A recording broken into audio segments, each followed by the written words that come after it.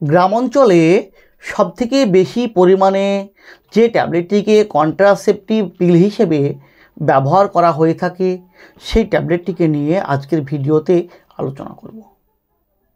জানব সেই ট্যাবলেটটির সঠিক ব্যবহার সম্পর্কে, অর্থাৎ এই গর্ভনিরোধক পিল হিসেবে ছাড়াও এই ট্যাবলেটটিকে আর কোন কোন কন্ডিশনে কী কী সমস্যা হলে ডাক্তারবাবুরা মহিলাদের সাজেস্ট করে থাকেন ট্যাবলেটটিকে ব্যবহার করার জন্য, এর সঠিক ডোজ কী, সঠিক নিয়ম কী ব্যবহার করার, কিভাবে ব্যবহার করলে এই ট্যাবলেটটির সঠিক উপকারটি পাওয়া যাবে, তাছাড়া এই ট্যাবলেটটির কি কোনো সাইড ইফেক্ট আছে কি না, যদি থাকে সেগুলো কি কি আসতে পারে, এবং এই ট্যাবলেটটির যে মেন সল্টগুলি, এর যে মূল উপাদানগুলি, সেগুলি কি কি এবং কিভাবে কাজ করে, তার মোড অফ অ্যাকশান কী, তার মেকানিজম অফ অ্যাকশান কী, সমস্ত বিষয়ে বিস্তারিত আলোচনা করব। তো তার আগে আপনি যদি আমার চ্যানেলে নতুন হয়ে থাকেন, প্লিজ চ্যানেলটিকে সাবস্ক্রাইব করে সম্পূর্ণ ভিডিওটি দেখতে থাকুন। তো আজকের আলোচ্য বিষয় যে ট্যাবলেটটিকে নিয়ে, যেটি হলো ট্রাইয়ের সুখী ট্যাবলেটটির সম্পর্কে, যার মেন সল্ট, যার মূল উপাদানগুলি হলো লিভোনর্জেস্ট্রেল, এথানিয়াল এস্ট্রাডিয়াল ও ফেরাসাস ফিউমারের ট্যাবলেট। অর্থাৎ এই ট্যাবলেটটির মধ্যে রাখা হয়েছে এথানিয়াল এস্ট্রাডিয়াল অর্থাৎ সিনথেটিক এস্ট্রোজেন হরমোনকে, এবং তার সাথে সাথে রাখা হয়েছে প্রোজেস্টেরন হরমোন ও আয়রন ট্যাবলেট। তো এই ট্যাবলেটটির ব্যবহার সম্পর্কে বলতে গেলে সবথেকে যে ক্ষেত্রে বেশি ব্যবহার হয়ে থাকে সেটি হলো ওরাল কন্ট্রাসেপটিভ পিল হিসেবে, বার্থ কন্ট্রোল পিল হিসেবে, অর্থাৎ জন্ম নিয়ন্ত্রক হিসেবে। যে সকল দম্পতিরা ঠিক এখনই বাচ্চা নিতে চান না, তারা বার্থ কন্ট্রোল পিল হিসেবে এই ট্যাবলেটটিকে ব্যবহার করে থাকেন, ডাক্তারবাবুরাও সাজেস্ট করে থাকেন ব্যবহার করার জন্য। এই বার্থ কন্ট্রোল পিল হিসেবে ছাড়াও এই ট্যাবলেটটিকে ডাক্তারবাবুরা অনেকগুলি কন্ডিশনে, মেয়েদের অনেকগুলো সমস্যার ক্ষেত্রে ব্যবহার করতে দিয়ে থাকেন। তার মধ্যে যেমন একটি সমস্যা হচ্ছে ইররেগুলার পিরিয়ড, অর্থাৎ মেয়েদের মধ্যে যে অনিয়মিত মাসিক দেখা দেয়। মেয়েদের মাসিকের ক্ষেত্রে একটা রেগুলারিটি হচ্ছে যে 28 দিন অন্তর মাসিক হওয়াটা। তবে সেক্ষেত্রে যদি কোনো মহিলার অনিয়মিত পিরিয়ড দেখা দেয়, অনিয়মিত মাসিক দেখা দেয়, সেক্ষেত্রে ডাক্তারবাবুরা সাজেস্ট করে থাকেন এই সুখী ট্যাবলেটটিকে ব্যবহার করার জন্য।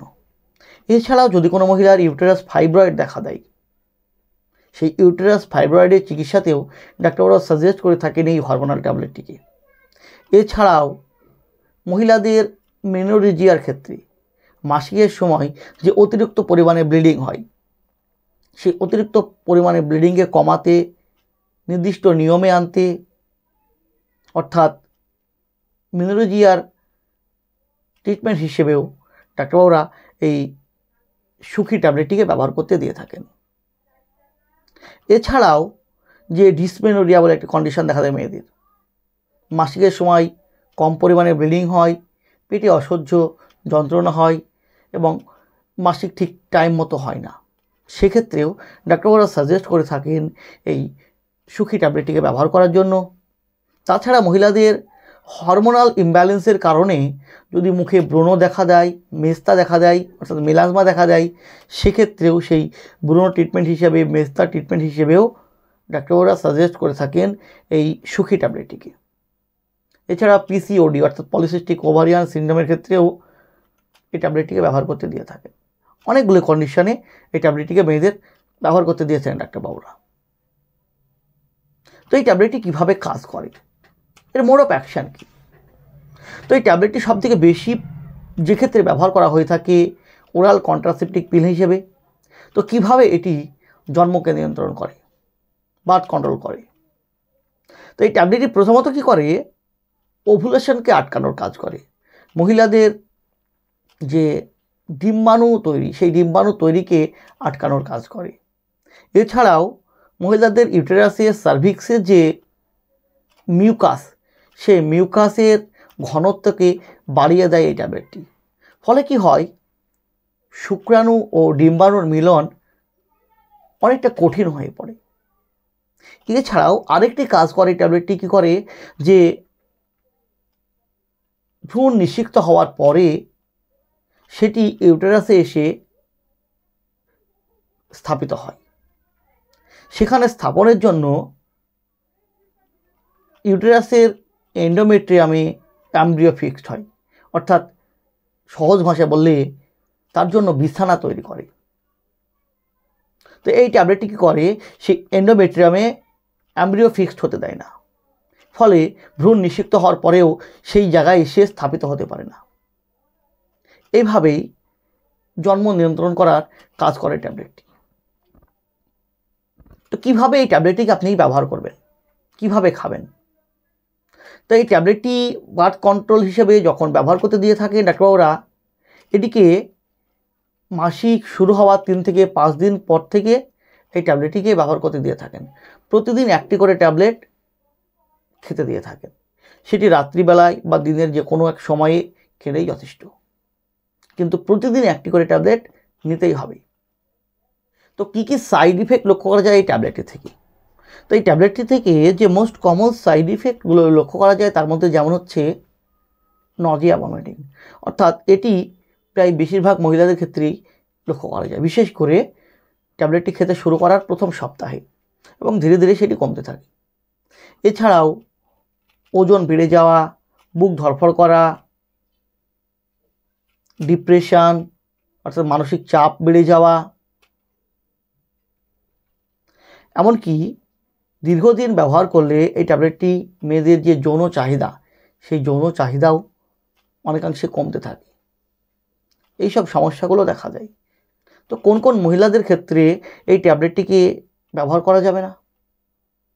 তো যদি কোনো মহিলার উচ্চ রক্তচাপ থাকে তাহলে এই ট্যাবলেটটিকে ব্যবহার করা যাবে না। এছাড়াও স্তনদানকারী মায়েদের ক্ষেত্রে এই ট্যাবলেটটিকে ব্যবহার করা যাবে না, এবং গর্ভবতী মায়েদের ক্ষেত্রে তো ব্যবহার করা যাবেই না।